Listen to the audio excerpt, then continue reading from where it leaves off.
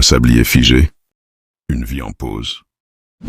Dans un vieux monastère, perché au sommet d'un mont que le monde a oublié, vivait un maître zen, silencieux, serein, avec sur une étagère poussiéreuse, un sablier.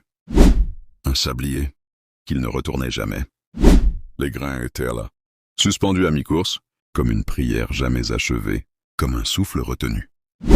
Un jeune moine, tout juste arrivé, lui demanda un jour « Pourquoi ne retournes-tu jamais ce sablier? Le temps n'est-il pas fait pour s'écouler ?» Le maître ne répondit pas. Il prit l'objet dans ses mains ridées et le tendit au jeune moine. Puis dit « Regarde bien, que vois-tu » ? « Du sable immobile, suspendu, » répondit le jeune homme.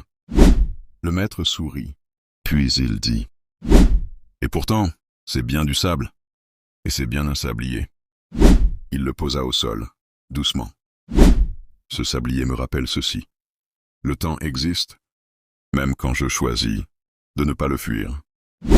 La vie ne se mesure pas à ce qui s'écoule, mais à la manière dont on habite chaque grain. » Il marqua un silence.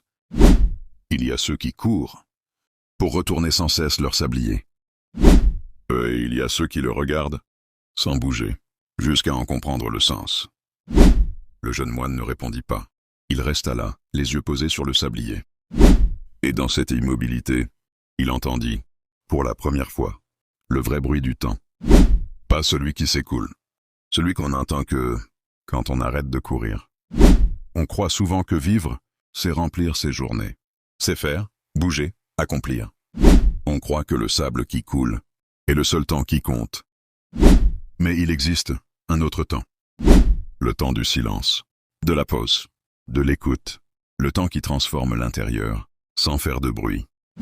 La vraie question n'est pas « Combien de grains me reste-t-il ?»